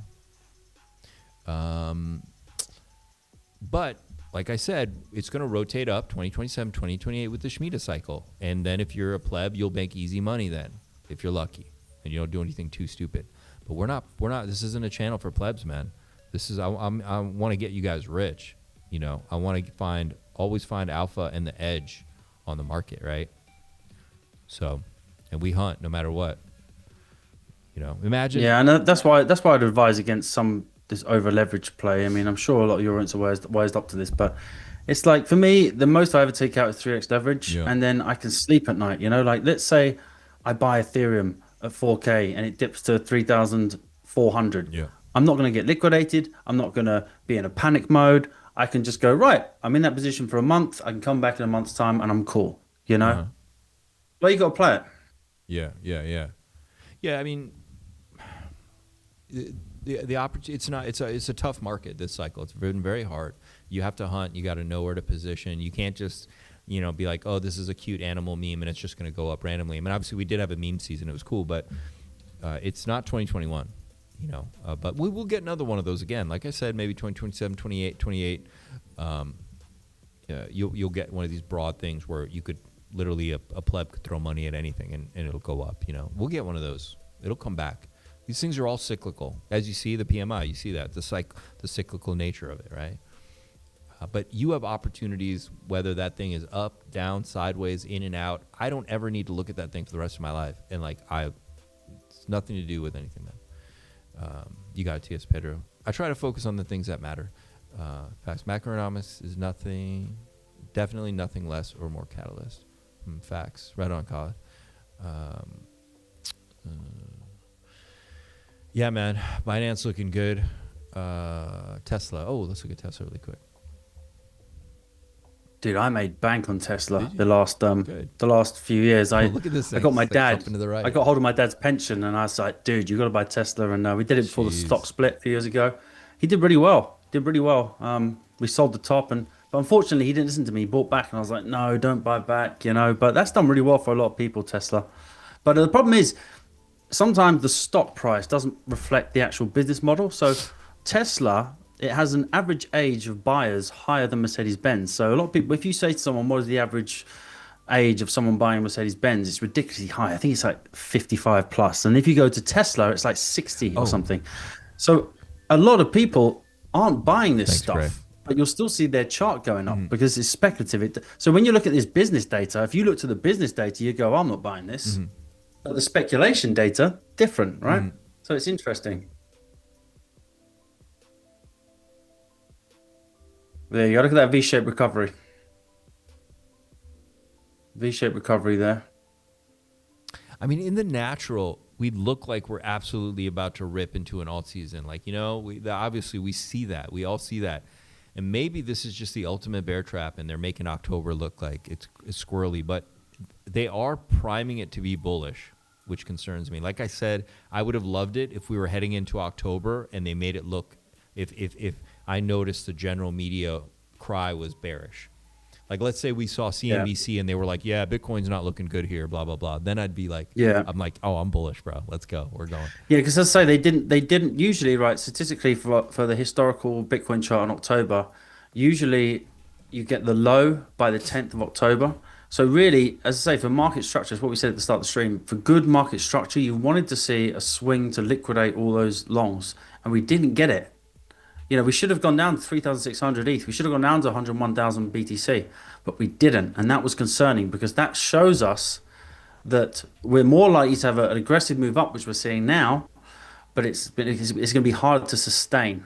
So it's not good for the medium term for price action, which now does make me feel, yes, we probably do make an all-time high on Bitcoin over the next week. But I drew this drawing. I drew like many weeks ago on a live, and I kind of put us at about 3,800. You can see these 2W, you know, we got one of them down here. The second one, they faked us to the upside, or the first one you saw, they faked us up. But you can see the second one, we got around my target, which was around 3,800-ish, right?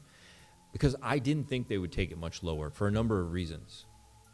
But I know what you mean, that they didn't liquidate what I'm saying, the main reason we didn't go lower, because if you look at that daily chart, that upward channel, that 3,800 was a perfect bounce off the bottom of that channel, which the ones we bounced off it twice before. But I think what a lot of us were hoping was a fake out. We were hoping for a fake out, a wick down, to wash out, to give us more money to sustain this pump, and we didn't get it. We didn't get it, you know. Yeah, that's true. Which does make me slightly concerned that too many people are long at this moment. Yeah, and Soleil Cucumber, you said Jim Cramer said Bitcoin is a hedge against money printer. How bearish I need to look. When did he say that? Yeah. When did he say that? Did he say that? He did say something recently. No, don't. I think about a week ago he said he made a bullish Bitcoin Oh, you're right. tweet. And You're right. I remember that. Oh, I reposted it. It's on my Twitter. Hang on. Oh, fuck. This is not good, man. Because now. But then, do you know what I thought, though? Do you know what I thought? The PSYOP. I know we're conspiracy theorists here, but I thought, okay, everyone knows everyone does the opposite of what he says now, and they're aware of that. So I thought maybe he's going the opposite and the opposite of that, you know? Oh, shit. So I maybe posted it on my. we start listening to him now, you know? Maybe it's a double trick. Whoa, yeah, no context. By September 29th, buy crypto. Yeah, and he did call it. Look, because Ethereum pumped on. Okay, he called it what on the 29th, did he? Wow. Yeah. So next day, Ethereum pumped off the bottom. So that time he was actually right, which was what I was kind of thinking. I was thinking everyone is so doing the opposite of him, but when he made that call, we've gone up 16% in ETH. So, you know, maybe they're, as I say, you can't trust these pundits, man. You can't trust these pundits. No, I mean, we're looking for confluence, right? I'm looking like at a lot of things from the beginning of this thing. I gave you guys my dark thing, and a lot of it had to do with them pulling all this data that we need right now, which means also that we could just pump really hard and no one can get a gauge on how high we're going to pump. So maybe we do continue just pumping, and I still think we're going to get a surprise end because I don't think they're going to allow us to use indicators or data to understand when the cycle top is going to happen. I have no doubt about it. So we're going to get a surprise end. It's just, you know, how long do they let this, you know, kind of pump go crazy for, right?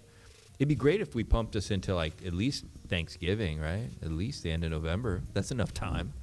That's plenty of time to get. And the question is, how much do we pump? I mean, ideally, I want to see, you know, without all the kind of skullduggery, I do really kind of technically want to see $6,000 ETH tested by the end of this month. I would love that. Absolutely. I mean, but I think we could get it. I think we could get it literally in 10 days. Yeah, you get there in 2 weeks. Yeah, exactly. So, but I will then go cautious. I probably will take some money off the table at that point, and go back to cash.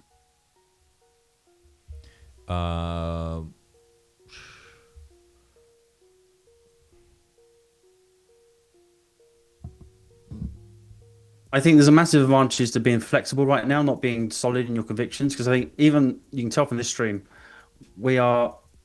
everything's a little bit 50-50 right now. There's no clear, strong, you know, easy kind of prediction. So I think you've got to be fluid, you've got to be quick, you've got to have your finger on the button and kind of follow your plan, because there's going to be a lot of volatility coming up here. Yeah. Dogecoin ETF is coming. Oh, yeah. Cardano did a 3x in 30 days last year. Oh, man. All right, let's wrap it up on this. You guys want to see this? You guys want to see this? No, I'll make another video about this. The moon stuff?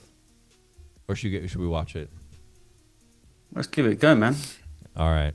Some of you guys are going to lose your minds here, but... Brought here. So this is Alex Collier. He's a really interesting guy. All right. So that's it on charts, guys. We're going to wrap it up. We'll just play this and wind it down if you guys want to stick around. This is about the moon. An interesting theory about the moon. It's pretty cool. 12,000 years ago. Our moon is in fact an artificial satellite. Yeah, smash the like button right there. there. It is not a real planet. Smash the like button. It can literally leave our orbit underneath its own power. According to the Andromedans, it was brought here from Ursa Minor. It's a dog concept. From a star system called Chauta. That had 21 planets in it. It belonged to the 17th planet and it was one of 4 moons. Now, there are ruins all over it. The map is there. There are some pictures there. There's a lot more, which I don't have today. But it will be coming out. This is why the Apollo astronauts stopped going back. It's because there was somebody already there and they were told not to go back. This information's out there. Okay, our moon is 9.1 billion years old. 9.1 billion years old. It is in fact older than the Earth. Okay, it is many of the materials that have been found on the moon, minerals, don't exist on our planet. The moon did not belong to part of the Earth. It was brought here, literally. Our solar system has 8 artificial moons in it that were brought here. That can literally, underneath their own power, leave our solar system. And there are beings living on it. Now, the upper echelon of the world government know this. They've known it for a very long time. But they didn't want us to know because of the element of power. And we'll discuss that.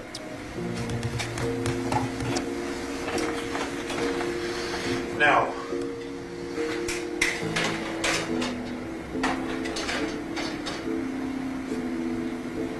Earth has been colonized off and on for many hundreds of millions of years.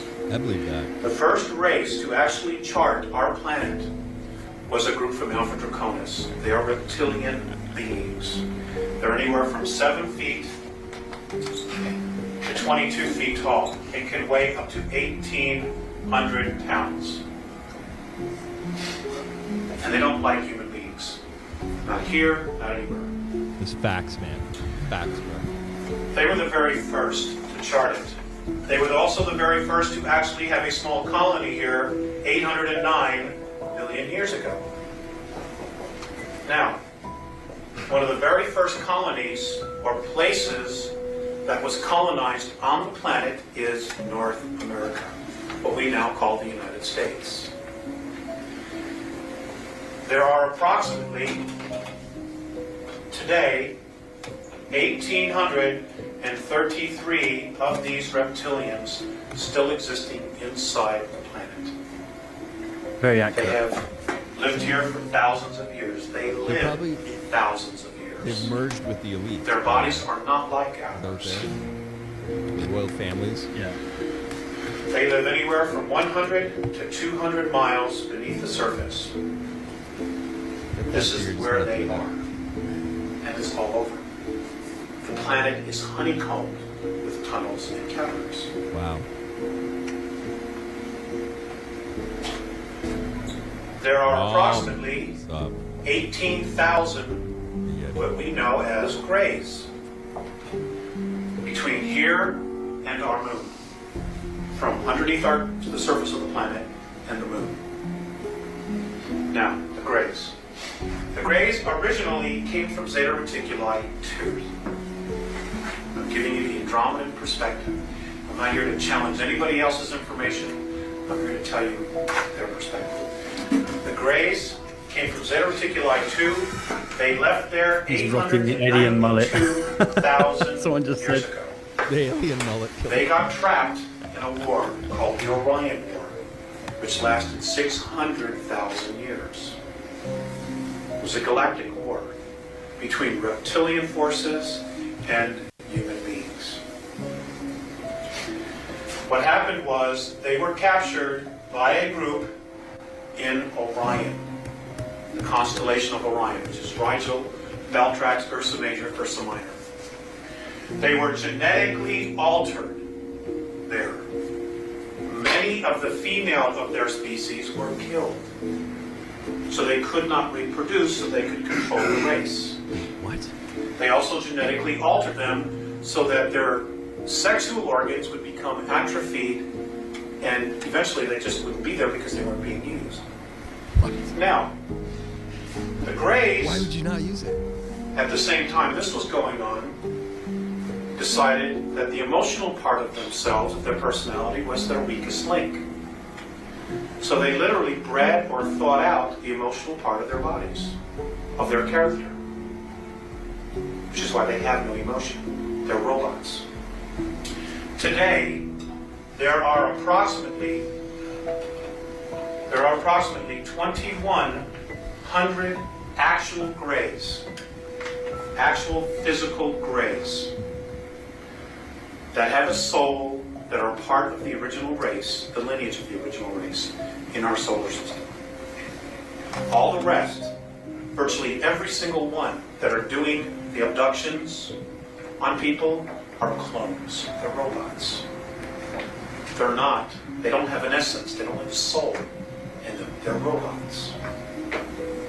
Does everybody follow me so far? Okay. The Greys Kind of. have a problem. They're dying. This is why they basically are here. Now we, as a planetary race, offer them a great opportunity to possibly save their race. Who offered them what? Moon was When brought did this here. happen? Why aren't I in on any of this stuff?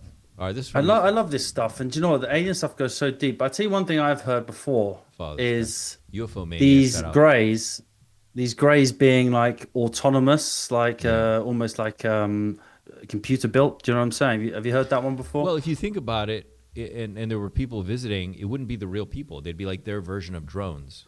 Yeah, exactly, right? Yeah, it's the only thing that makes sense. Like, so if the Greys come, you're gonna get like the 3-foot drone version of like the real beings. Like, there's no real beings in a fucking room across space. That sounds logical to me. And have you heard, obviously all these you know all these small drones we're seeing, these kind of orbs, I think they call them, right? Where they're kind of like, we're having a guy on next week, not this Sunday, next Sunday, who's kind of a bit of an expert in this, and you know, like you're seeing all these lights, these kind of, and they often come in these threes, and a lot of people are speculating, and I haven't really gone down this rabbit hole, maybe you have, I'm not sure, but they're saying these kind of light orbs are here, and they appear every time the human race gets close to kind of blowing themselves up with nuclear weapons, they kind of tend to appear, and apparently they're here to kind of make sure, apparently we're seen as some stupid monkey race, which is quite lowly developed. And every time we get close to making stupid decisions, they kind of pop up and start observing us. And that's why you quite often see them above military bases. Yeah. But then the other argument is this is all just complete crap, and it's our own government doing Operation, Bluebeam, and they're behind all these crafts. I think the government's behind most of them. I really do. Yeah, I really do, but man. you can't deny there's a lot of weird stuff going on in the sky at the moment. I think the government's doing around it, the man. world. I really do. I think so too. I'm more down that line. That's what I 100%. Dude, you had Werner von Braun told you they were going to do it. He literally was like, "Look, this is what's coming," and it's happening. Yeah, and people are still. And they told you how they do it as well. They do it with light shows, almost projections onto the exactly. Like we've literally already been told by people who worked in that industry what they were going to do, and it's happening right now. You don't need to look much further. Like we know what's happening. They're setting it up. They're pre-paving your mind to accept it when it happens. Okay, that's why they've been building this up for the last couple of years. It's not just people coming in from another dimension. No, man, it's the fucking black ops and the government that are doing all this shit. Okay. And what a great time as well is they're trying to get all the countries in the world to increase military spending. What a great time to do that. Right. Oh, so what are they constantly trying to do? Like St. Wolf talks about it, for many months on this channel. They're constantly trying to get you to fear enemies that don't exist so they can increase their military budget, right? Yeah. So what better enemy when they run out of Middle Eastern countries or Russia or all these or China? What better ultimate fear can they have from an exterior force coming to destroy the planet? Oh great, let's increase our military budgets through the roof. Yeah, and Werner von Braun talked about that too, is that the final thing would be they'd do space weapons and blah blah blah, and then of course those space weapons are going to be turned around and used on you. That's all that it's going to be for. They just need you to vote on them and agree to it all, because we're a bunch of retards. We're like, yeah, okay, that sounds like a great idea. Saying none of us are actually from Earth? Not the Earth you think you know. The 7 continents we live on aren't our birthplace. They're a containment zone, a prison sealed off by the ice wall. A prison for who? Yeah, I agree with that. I agree with that. That we're in a containment zone? I definitely think that. So I think we are in some sort of simulation. Yeah. I think that's most likely. I don't believe anything, because belief is the enemy of knowing, right? Yeah. You don't want to subscribe to anything, but I think it's more likely that we are in some sort of simulation, whether advanced humans created it and we decide to come here to advance our soul, or if we're kind of part of a slave system where we're being harvested for our energy. But I do believe we are being contained in some sort of sphere or some sort of area. I'm open-minded to that possibility. I like it. We're descendants of people who once lived beyond the wall, civilizations so advanced and defiant they couldn't be controlled. So long ago, someone made a decision: isolate them, populate these continents with carefully selected descendants, erase their memories, erase their origins. You're saying we are not natives here? Exactly. We were placed here. Richard Constantine orchestrated what's called the Great Placement. He found these untouched lands inside the ice wall and realized they could serve as the perfect cage. But how do you populate entire continents? Embryos. He harvested them from the ancestral lands, raised the first generation just enough to survive, then released them, let them believe they were inventing fire, tools, agriculture, when it was all designed. So all of human history is staged? Absolutely, and for my safety, it is just for entertainment purposes. The whole world's a stage, pups, and we are merely players. That's right. That's right. All right, that was a good Saturday. Fat, it's great to see you, man. Great having you on the show. Thanks, man. It was great to see you too. It's been a while, right? And you know what? We're having fun no matter what happens on the charts. We're constantly increasing our bandwidth and our knowledge. And I really like some of the posts you're putting on Instagram. So if anyone's not following you on Instagram, check that out. I think it's really inspirational, some of the stuff you're saying. Just expanding your mind, allowing your own mind to create your own reality, despite all this stuff we kind of digest from the news media. Yeah, for sure. You guys want to see more content like this, come to the Telegram. Let me know at St. Wolf Vision. Subscribe to the channel. Smash the like button. I can do more of these streams and talk about interesting things. I think I'm going to, actually. I don't always want to do charts, right? I did do some news videos, but we'll do more stuff like this. This is fun. So I think it's cool, man. I think it's really cool. Yeah. You know, it's I think people in crypto, especially in DeFi, are quite open-minded to this stuff. Yeah, good. So I kick it, man. I watch all this stuff. It's cool stuff. Man, what is going to happen? This is going to be interesting. Everybody pay attention. I guess I'm going to have stream tomorrow. We're going to look at the futures market and we're going to see what's going on. But to recap, I think be ready for a surprise. Be ready for surprises. I think all the indicators are broken. Nothing's going to work. Your best friend there who's been crunching data in his basement for the last 2 weeks, yeah, don't believe anything he fucking says. Nobody knows fucking anything, okay? I'll tell you guys tomorrow in the next stream what my buddies at my hedge fund in Brickell said to me. But they think I talked to them a couple weeks ago, and they said that, they're kind of counting on us going bullish into the new year, into Christmas, the holidays. That's what they're counting on, right? So let's see if that happens. That's plenty of time for ETH to double and triple and us to have a crazy altcoin season. So that's where my fingers are crossed, and I'm hoping for that. But there's also part of me that's kind of ready for a surprise because these people are setting up some crazy fuckery right now. So let's see what happens. You guys are amazing, chat. It's always great to see you. And enjoy your Saturday, man. I'm going to bed soon. Fat, I want to try that moonshine, buddy. Soon, man. Soon. All right, brother. Have a good night. See you. Take it easy. Thanks all.